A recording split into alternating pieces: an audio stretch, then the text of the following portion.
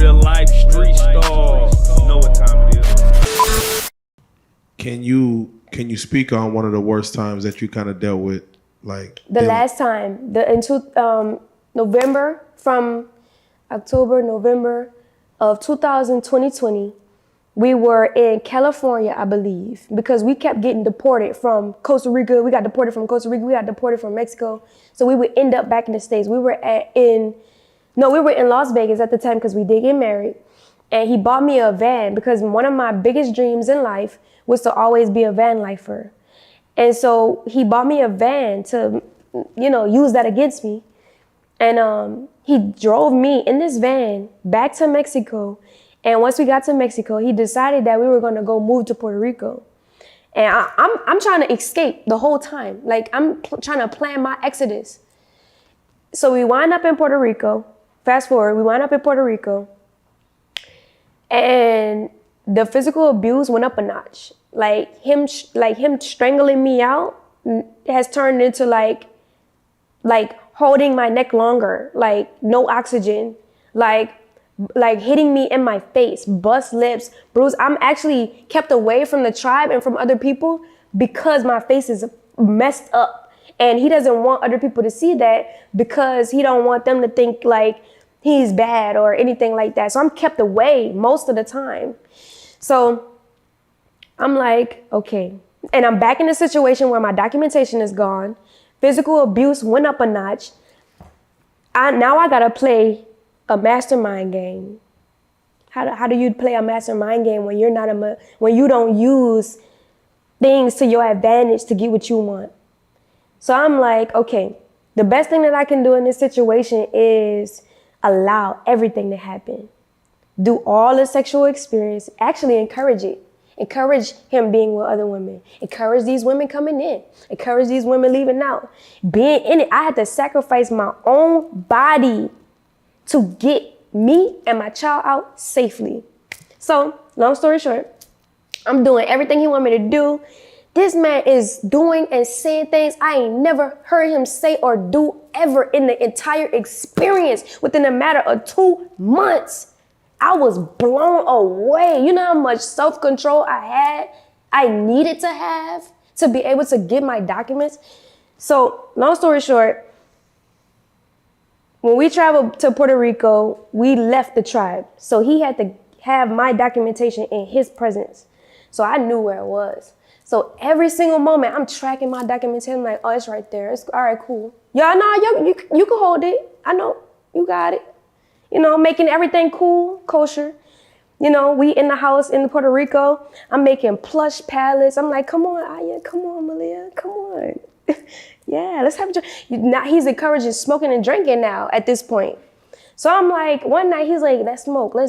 I'm like, yes, let's do it. I'm getting everybody drunk. I'm rolling the blunts. Let's get high. I'm lighting them bitches, but I'm acting like I'm smoking. And I'm passing it to them. I'm like, y'all, yeah. I'm making the drinks. I'm popping them open. I'm like, y'all want another drink? Let's get it. Let's have fun. Got the music blasting. He is going crazy. He has a whole bottle of Hennessy. This nigga done damn near drunk the whole bottle of Hennessy. He on social media, on Instagram, going crazy. Like spit coming out his mouth. I'm like, yo, look at this man turn into a fucking demon in front of me. And all of the other women just as oblivious. And I'm like, every single moment that I got to sneak away, I'm packing my things. Let me take this shirt. Oh, he coming. All right, cool. Like, yeah, we having fun. Yeah. Go back in the back, sneak some more things. I'm actually creating a whole situation. He don't know that I already got my passports on lock stash, me and Ellie. Already got them, already done put them. I already done came up and scoped out everywhere. I'm actually got the women outside with me looking around. While they thinking I'm engaging, I'm looking around at my surroundings. Oh, I can escape right there. I can leave right there. Fast forward into the night, they all fall asleep. I'm like, man, they not even about to get up. Everybody about to be hungover. My body naturally gets up at like 6:37.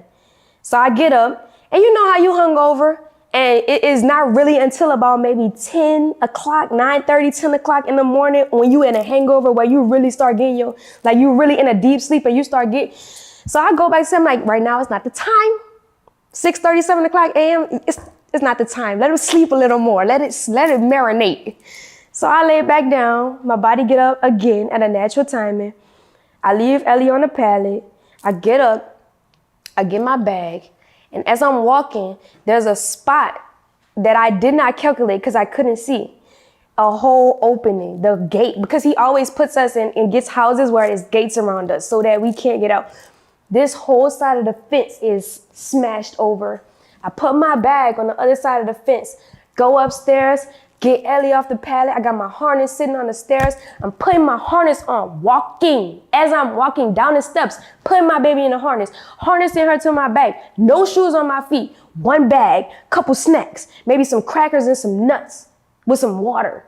Walking in the middle of nowhere, don't speak no Spanish. I'm gone. I'm like, fuck all y'all. I take the phone that he gave me, all that. Give me that. That's mine. I take a couple monies out his wallet and everything. I'm like, that's mine. You know? So I get to where I gotta go. How far are you walking? This was like, I wanna say about maybe 4 or 5 blocks. And then I find this opening where it's like this construction site. And I'm like, maybe I can get Wi-Fi right there. So I go try to get Wi-Fi. I'm literally like this with an infant. I'm like trying to get Wi-Fi, got Wi-Fi. Get in contact with a taxi company. I'm like, look, bro, I'm stranded. And now how much is gonna be to the airport? We 2 hours away from the airport. It's gonna be $100. I'm like, look, I only got $40. He like, all right, I'm gonna just come pick you up. He came pick me up, got to the airport. I deliberately told Nature Boy where I was because I wanted him to know that you never gonna see me again, ever. So he come to the airport while I'm there trying to woo me, trying to talk to me. I'm letting him have, I'm telling him everything I wish I would have ever told him in my life. Standing there at the airport, I'm just. No, he can't take you away. He can't, because the police there and everything. I'm making sure that everything is cool to the point where he can't do nothing. So the police wound up telling him to leave because he getting irate because I'm letting him have it. He wound up leaving. He like really can't believe that I said no. Like he really can't wrap his mind around it because I always go back and I always fall for his bullshit. Get on that plane. That was the last time he saw me. And I moved forward with protection orders. I have a trail. I have a paper trail still to this day. Court hearings coming up in the next 2 weeks. Divorce, all of that to this day. This net man can never be around me ever again or the child that we gave birth to, period, ever.